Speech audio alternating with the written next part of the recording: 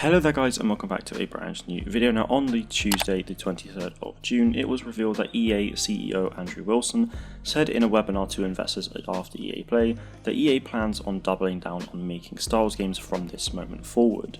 Now with only 3 years left of the EA Star Wars license, you'd think that this isn't really a lot of time to do this, which it's not, and given the fact that the relationship between EA and Disney or Lucasfilm is very strong, then I can only imagine that EA will continue to make Star Wars games post 2023. Now that either means the contract is extended or it's been renewed. Now whilst this isn't confirmed by any means, this to me is certainly how it's coming across.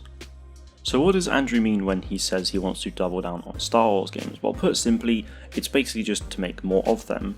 From 2013 to 2020, we have had Galaxy of Heroes in 2015, Battlefront 1 2015, Battlefront 2 2017, Fallen Order in 2019 and Squadrons in 2020, obviously in a few months' time, as well as numerous cancelled projects like Ragtag for example.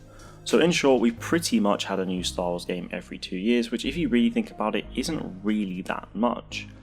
So let's say they do double down from this moment forward. This means we could very well start to see a new Star Wars game coming out every year, probably within the next few years. As of like 2022 or onwards, we could probably see a Star Wars game every year maybe, which I have absolutely no complaints with at all.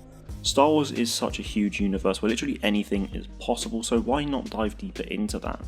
Why not make more single player action adventure games, perhaps a Star Wars strategy game like Empire at War, more multiplayer experiences, i.e. Battlefront 3 from DICE, as well as other smaller projects that fit into a specific niche like Squadrons. Why not even make a Star Wars pod racing game with fully customizable characters, pods, ranked leagues, tournaments, and so much more?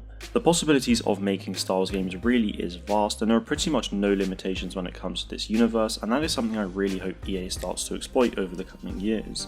Now I feel like I should probably address a few things as well. Some of you may be thinking, oh no, not EA, I don't want them making Star Wars games anymore, etc. Now I understand that some people may be annoyed about it, but let's just say they did stop making Star Wars games in 3 years time, and let's say the rights went somewhere else.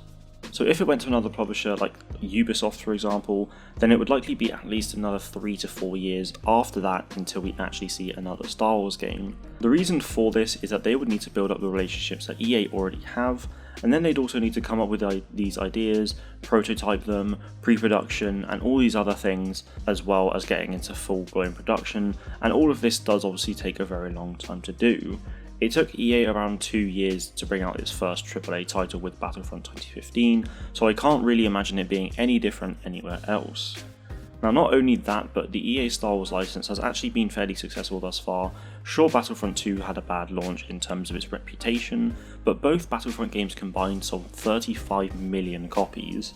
Now if you also account for the 2015 Season Pass purchases and any crystals bought in Battlefront 2, that is well over $200 billion in revenue.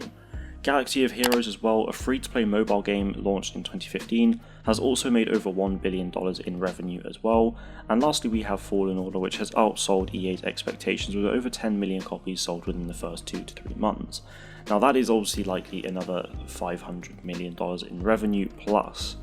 So looking at it from a business point of view, I'd imagine that the Star Wars license has actually been pretty successful for both EA and Lucasfilm.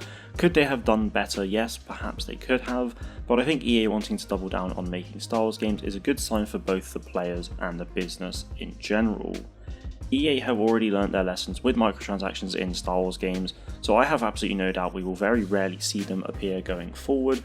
If we do see them, however, it would probably be like Battlefront 2, or I'd hope it would be about Battlefront 2 like it was at the end, where any skins in the game can be purchased simply by playing the game, or you can just buy them with the crystals using your real money.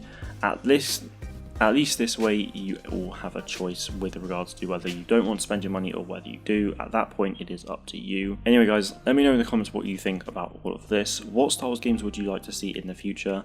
That is it from me today though. Thank you all very much for watching, and may the force be with you always.